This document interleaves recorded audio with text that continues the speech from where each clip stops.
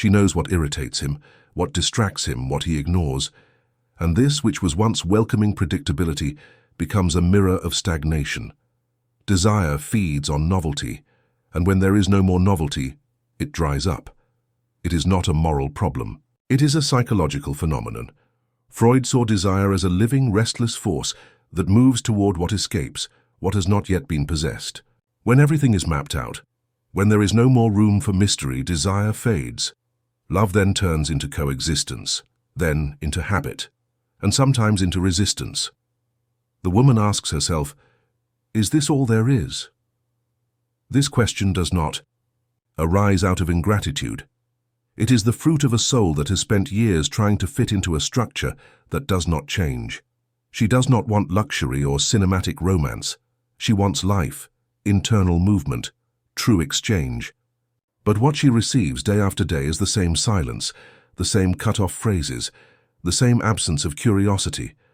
And the cruelest thing is that this emotional emptiness is invisible to others. From the outside, the couple seems stable. There are no big fights. There is no drama. But the absence of conflict is not a sign of peace. It may just be a symptom of indifference. Routine, which should be a place of rest, becomes a barren land where nothing else grows. Freud saw this as one of the effects of the compulsion to repeat. Human beings tend to repeat old patterns, even painful ones, in the hope of a different outcome. In marriage, this translates into circular dialogues, broken promises, attempts to reconnect that fall apart at the first sign of disagreement. The woman tries to renew the bond. She suggests trips, changes, conversations. But on the other side, she finds inertia, and then she gets tired. This tiredness is not superficial. It stems from a lack of symbolic renewal. When a couple no longer shares discoveries, when they no longer surprise each other, when they no longer look at each other with curiosity, the relationship begins to decline. And worse, many women feel guilty about this. They think they are being too demanding. But the truth is that human beings need psychological movement. They need emotional stimulation. Over time, this exhaustion turns into distance. The woman becomes silent. She goes about her daily tasks. She smiles when necessary. But inside she feels like she is living with a familiar stranger. There is no more fascination. There is no more real presence. There is only repetition, as if life has become stuck in a cycle that refuses to change. Freud pointed out that when desire finds no new outlets, it disconnects. It does not disappear, it merely retreats.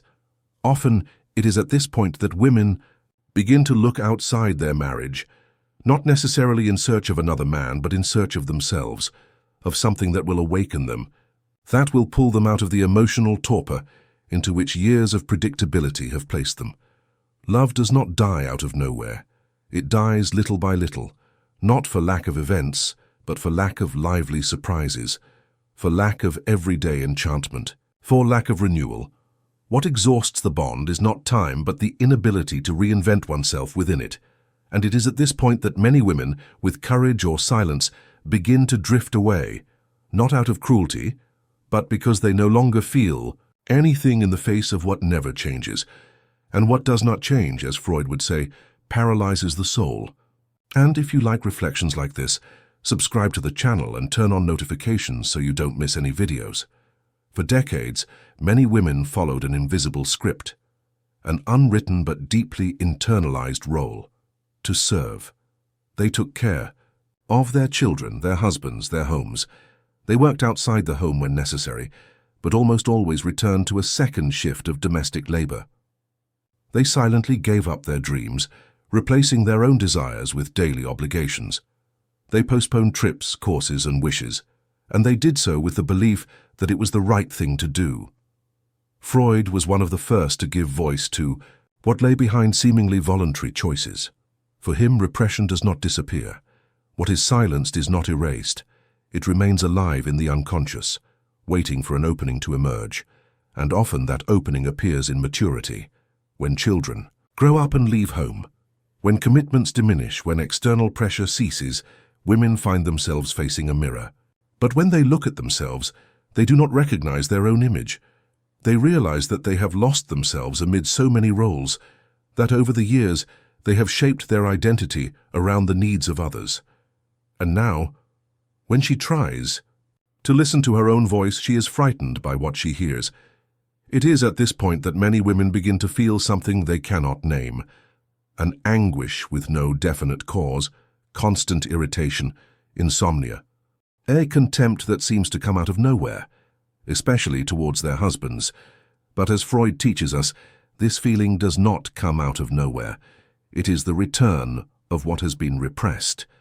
It is the belated expression of a desire for freedom that has been stifled for decades. The husband, in this context, becomes the symbol of everything she could not be. Not because of anything he did, but because he was there, present, while she was nullifying herself. He represents the system, the structure, the life she led out of obligation and not by choice. Every time he sits on the couch while she washes the dishes, every time he talks without listening, every time he ignores her presence, she unconsciously relives the feeling of invisibility that accompanied her for years. This resentment is sometimes confused with a lack of love, but that's not what it is. It's a form of mourning, mourning for everything she didn't experience, for the opportunities she missed, for the desires she stifled, for the identity she gave up so that others could survive. And this mourning slowly turns into distance, into coldness, into rejection. Many of these women are ashamed to admit how they feel. They think they are being ungrateful, that they should be happy to have a family, a husband, a home, but psychological suffering cannot be resolved with comparisons. It needs to be heard, and, above all, understood. Freud argued that healing begins when the unconscious is brought to light. When women recognize that it is not a lack of love, it is an excess of silence, that it is not contempt, it is a request for space, that it is not rejection, it is an attempt to exist fully for the first time. This muffled cry which emerges in maturity is not selfishness, it is emotional survival. It is the unconscious demanding reparation, and often the only way she finds to feel alive again is to walk away from her husband, not to hurt him, but to finally regain what she has, lost the right to be herself. At this point, the relationship enters into crisis, and the man often doesn't understand. He sees a distant, bitter, dissatisfied wife, but he doesn't realize that what is happening didn't start now. It started years ago, when she kept quiet, gave in, endured. And he, perhaps without bad intentions, didn't see it. What is at stake here is not the end of a marriage, but the birth of a person.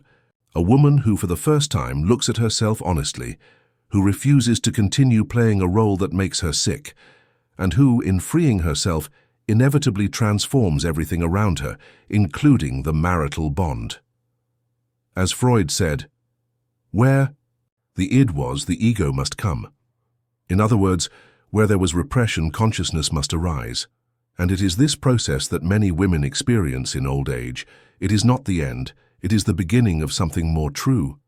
Even if, to do so, it is necessary to let go of everything that was sustained only by duty. Freud warned us that the unconscious does not differentiate between past and present in the same way that consciousness does.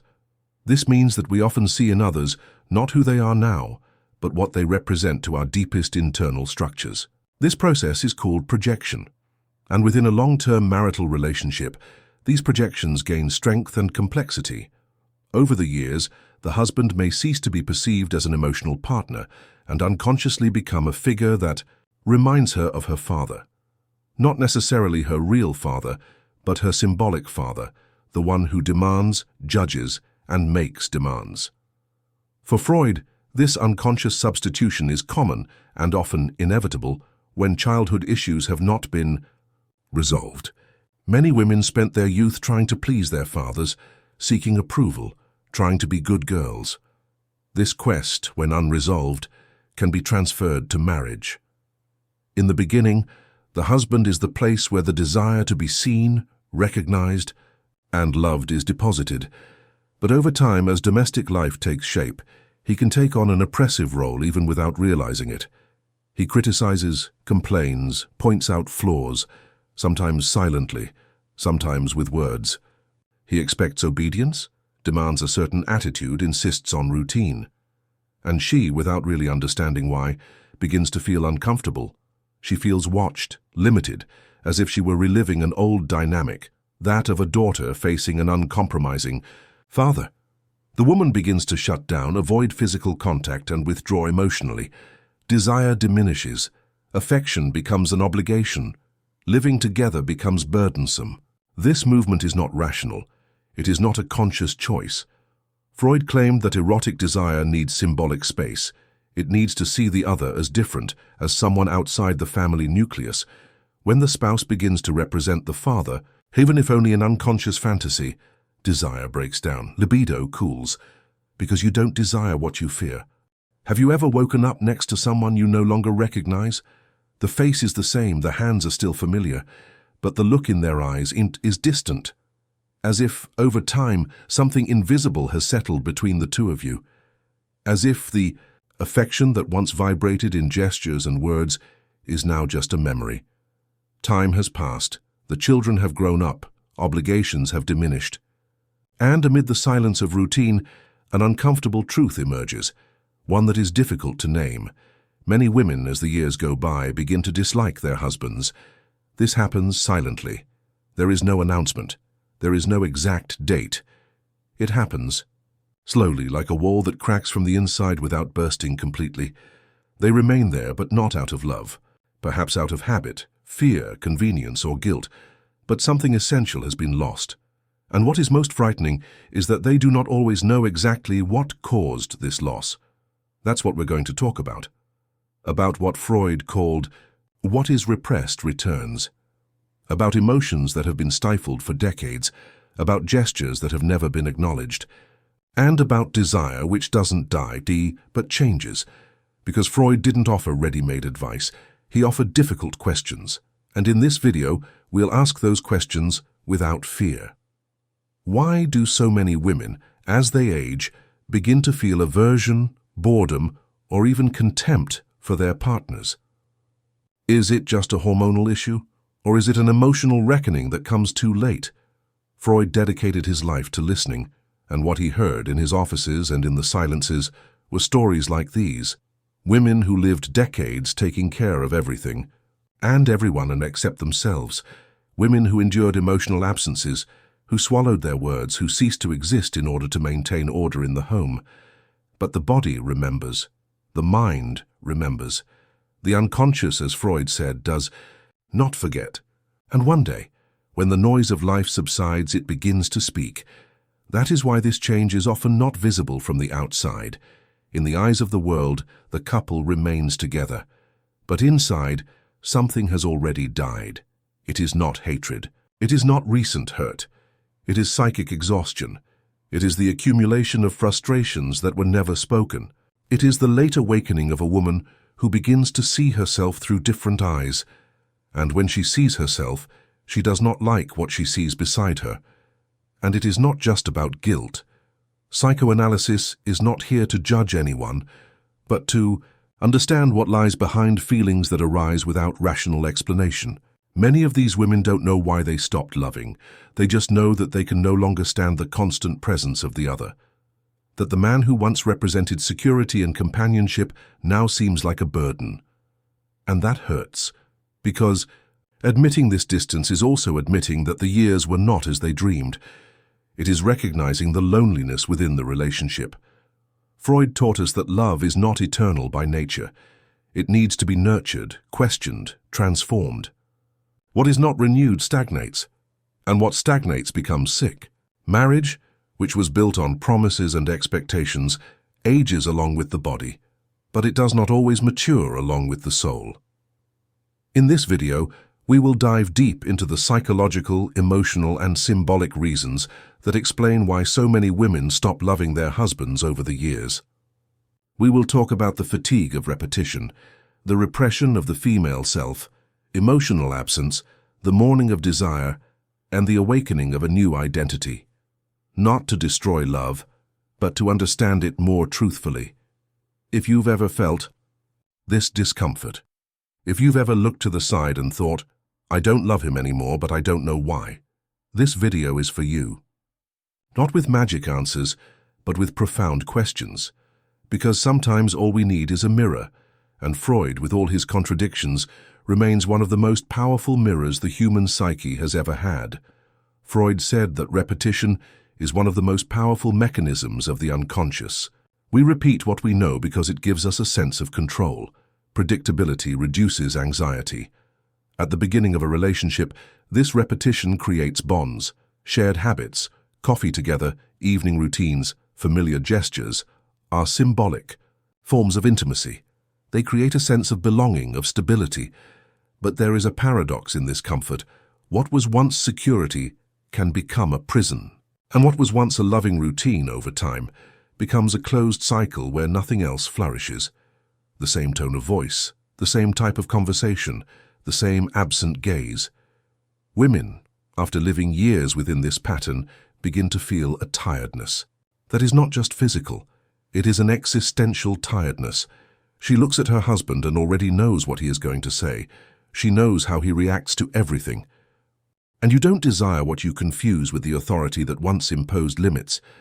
Many women cannot explain why their husband's touch has become uncomfortable, why they prefer to sleep separately, why they no longer feel like getting close. But deep down, there is a profound emotional response.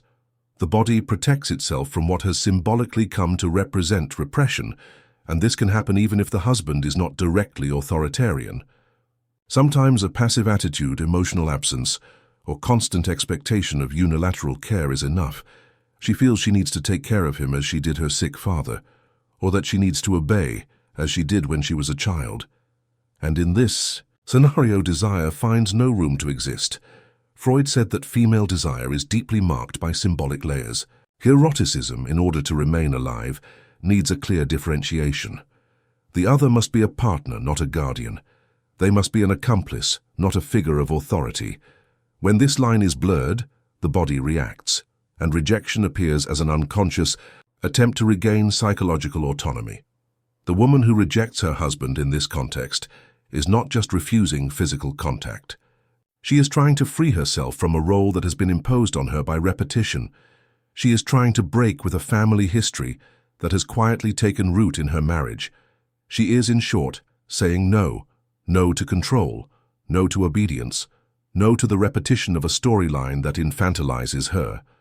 This symbolic reversal is one of the most common and least talked about causes of marital estrangement in maturity, because it touches deep wounds that are difficult to name.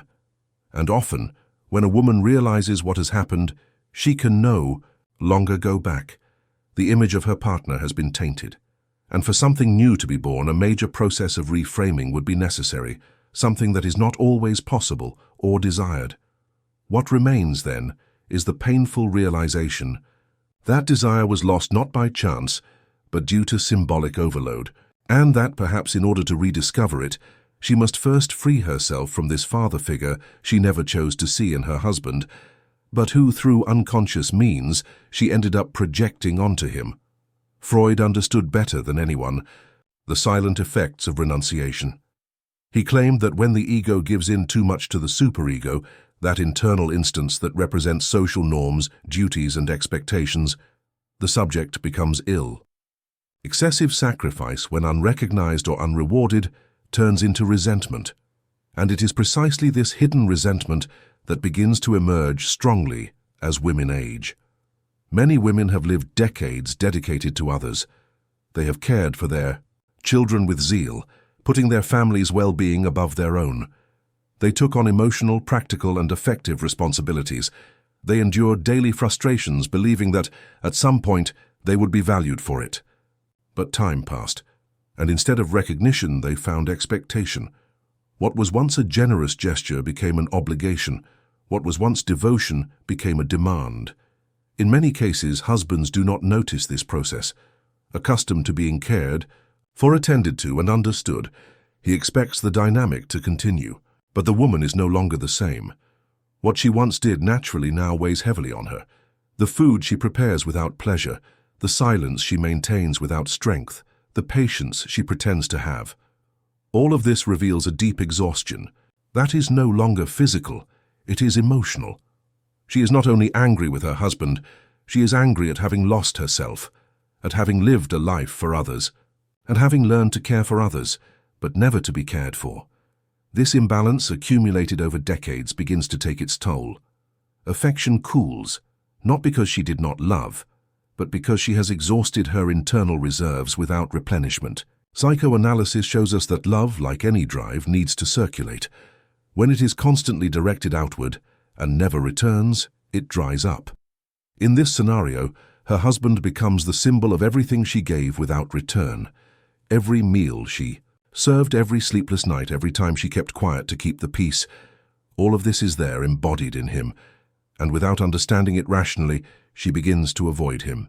She avoids touch, conversation, his presence, not out of contempt, but because being next to him is like remembering all the time how much she has annulled herself. Freud said that repression turns into symptoms. Constant renunciation, when not verbalized, returns in the form of indisposition, irritability, apathy. The woman begins to distance herself from her husband, not because she no longer loves him, but because she can no longer bear to play the same role. She wants something different, someone to listen to her, a hug, some care. But she doesn't know how to ask for it because she has spent her life trained to give, not to receive.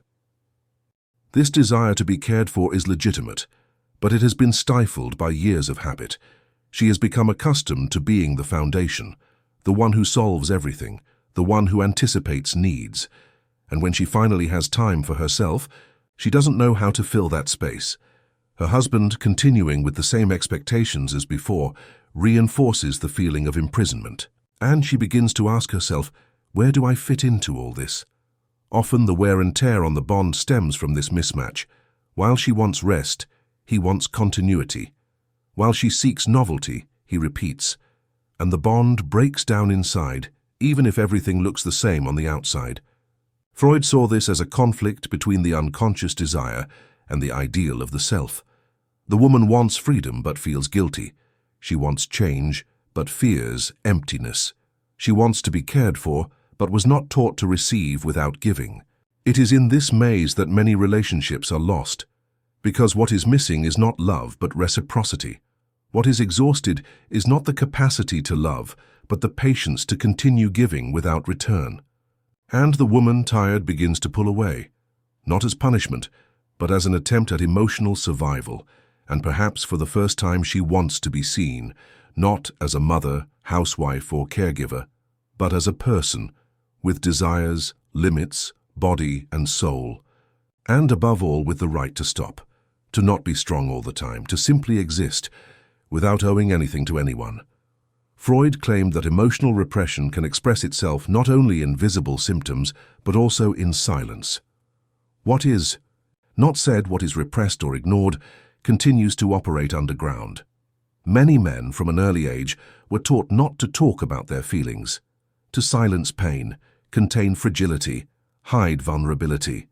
They were raised to be strong, rational, practical, and as a result became emotionally absent. At the beginning of a relationship, this absence can be disguised by passion, immediate responsibilities, and building a life together. Women often tolerate their partner's emotional silence, believing that he is just shy, introspective, or distracted. But over the years, this absence becomes unsustainable. When the children leave home and the noise of daily life subsides, what remains is the essential, two adults facing each other, and that is when the emptiness is revealed. Women grow older, wanting more than just the physical presence of someone by their side. They want to be heard. They want to share their thoughts, concerns, fears, and memories. They want to be listened to, empathized with, and truly understood. But what they often find is a partner who responds with one-word answers, who avoids deeper conversations, who takes refuge in external distractions, television, cell phones, silence. This silence gradually erodes the bond, not because she wants grand declarations or daily confessions, but because not being heard is a subtle way of disappearing. When she speaks and is not heard, when she expresses feelings and receives indifference, she feels invisible, and no desire can withstand the feeling of non-existence. Freud understood that human beings need to be recognized in order to exist symbolically. Being heard is more than a kindness. It is a psychological necessity. True dialogue confirms the existence of the other. When it does not happen, helplessness sets in. The woman begins to feel alone within the marriage. And worse, she has no space to name this loneliness. Over time, she stops trying. She speaks less. She lowers her expectations. And the marriage becomes a field of silent coexistence, where everything works but nothing is expressed. Love, in this context, does not die from too much conflict, but from a lack of connection. What cools is not touch, but the soul. The E. Husband may not realize what is happening. He thinks everything is fine because there are no fights. He believes that by being physically present, he is fulfilling his role. But he does not understand that emotional absence is as serious as physical absence, if not more so, because it is invisible, slow, corrosive. And when the woman finally distances herself, he does not understand why. A woman doesn't want an eloquent speaker. She wants a man who dares to say, "I feel, I don't know, I need you." She wants a listener who doesn't judge, a presence that welcomes her. And often she doesn't find this even after decades of living together, because he was never taught to access that inner space. Psychoanalysis shows us that affection needs words. Love cannot be sustained by repeated gestures alone. It needs to be renewed through speech. When she speaks and he does not respond, she stops speaking. When she tries to talk and he deflects, she stops trying. And in silence, affection dies. Not abruptly, but like a candle that burns out for lack of oxygen. This is the point at which many women give up, not because they lack love, but because of emotional exhaustion. They don't want to be heroes of resilience. They want to be recognized as people, and realizing that, even after so many years, there is no emotional reciprocity is like reliving a childhood without being heard, where their needs were ignored. Freud did not romanticize relationships. He knew that adult love is fragile, requiring constant psychological work and real presence. And when that doesn't happen, it's not uncommon for one person's silence to destroy the other's feelings. The woman then withdraws, first inside, then completely. Contrary to what common sense still insists on repeating, female sexuality does not disappear over time. It transforms. Freud saw desire as one of the main manifestations of vital energy. For him, libido was not limited to the sexual act, but expressed itself in multiple forms of drive, creativity, imagination, and the search for pleasure and connection. And this energy, when repressed, does not disappear. It just changes places, waiting for a new form of expression. Many women, when they reach their 50s or 60s, experience something they have never experienced before. The possibility of listening to their own bodies without fear, without guilt, without haste. It is at this moment that they discover an intimate freedom that youth did not allow them. Because in youth, female sexuality was often shaped by the expectations of others, what pleases the husband, what is expected of a wife, what should not be said or done. But in maturity, with children raised and social demands diminishing, she finds herself free to rediscover her own body more truthfully. This rediscovery, however, is not always shared by their partners. Many men have not kept pace with this evolution. They remain stuck in an old idea of sexuality, repetitive, rushed, focused on performance rather than presence. When women mature, they no longer want this. They are not just looking for the physical act, but for connection. They want lightness, intentional touch, eye contact, sensitivity. They want an intimate space where they can express themselves authentically, without having to play a role. The problem is that this new desire often finds an absent partner. Whether for physical, emotional, or cultural reasons, he is no longer available, or never was. And this absence is not just physical, it is a symbolic absence. He does not listen, does not touch with presence, does not offer space for the eroticism that is now emerging in a different form. Freud understood that sexual repression leaves deep scars, and for many women, their entire lives have been lived under the weight of this repression. They were taught to silence their desire, to conform, to pretend. Only in maturity, when the body begins to speak louder than the norms, do they allow themselves to feel, truly feel. And when they realize that their partner cannot or will not accompany them, they experience a kind of grief that is difficult to name. It is not the grief of something lost, but the grief of something that was never experienced. They are not crying for a pleasure that has ended.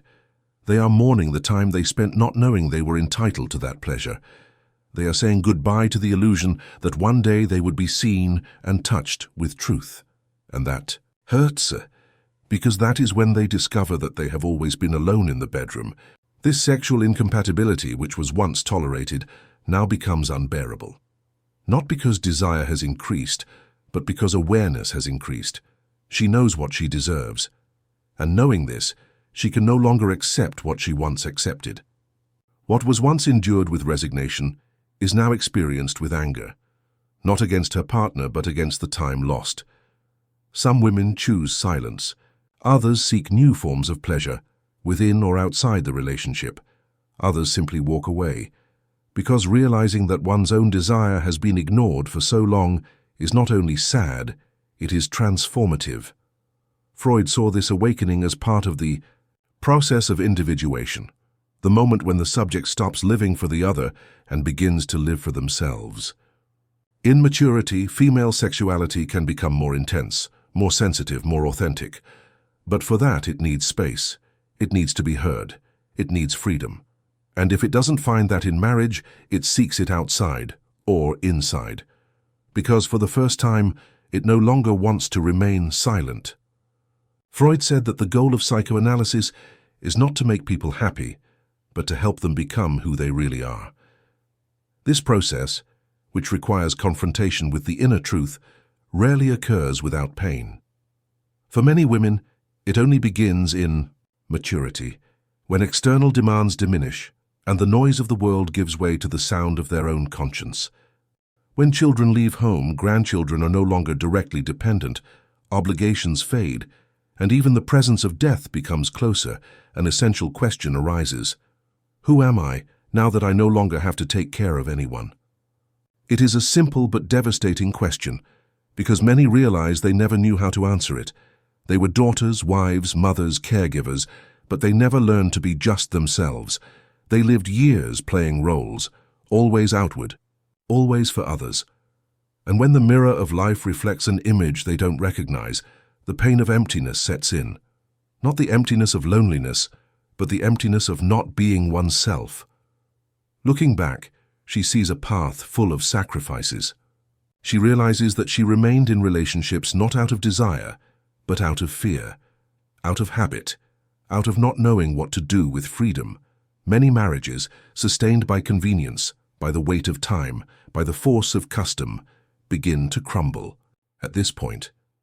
Not because of fights, but because women, for the first time, have the courage to look at themselves honestly and to admit that they no longer want to live like this.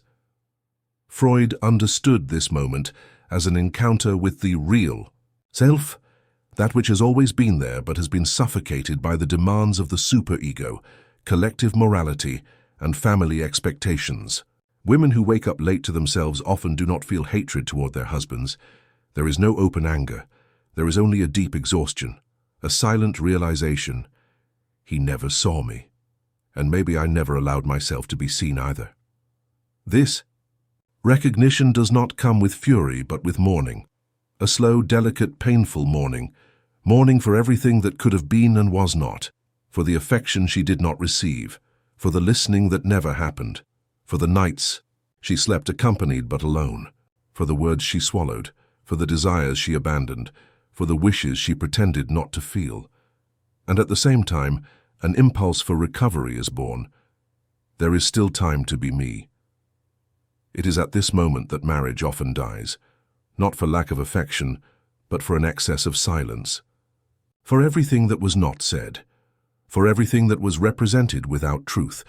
The end is not explosive or theatrical. It happens in small acts of giving up, in mutual absences, in glances that no longer meet. And when the woman finally allows herself to break away, she does so not out of rebellion, but for her own psychological survival. She understands that choosing herself is not a selfish act, but an act of sanity.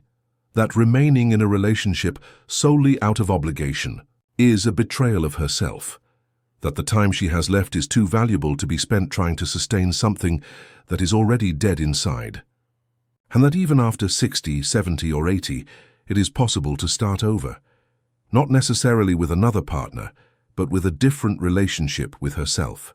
This woman, who has spent her life taking care of everyone else, finally turns her gaze back to herself, and in doing so, she rediscovers strengths she never knew she had. She learns to say no, to set boundaries, to seek what makes her happy. And she realizes that the greatest act of love she can offer the world is to be true to herself. Freud believed that analysis led the subject to the possibility of authentic desire, and many women in maturity experience this transition intuitively. They begin to desire differently, to speak differently, to live differently. And yes, this can mean leaving behind a marriage that no longer speaks to their inner truth. She doesn't hate her husband. She doesn't blame him for everything, but she can no longer pretend that it still nourishes her. And that's when the symbolic separation happens. She separates not only from the other person, but from the version of herself that she lived to please. And this breakup, as painful as it may be, is also a rebirth. Freud did not see the end of a bond as a moral or personal failure. He saw the dissolution of a relationship as a revealing process, something that exposes truths previously hidden by conventions, fears, or social expectations. In the psychoanalytic view, the end can be the point at which the subject finally confronts who they have become and what they really want. It is not a collapse but a crossing. It is not a defeat but a return to one's own psychic integrity. Many women, as they age, do not hate their husbands.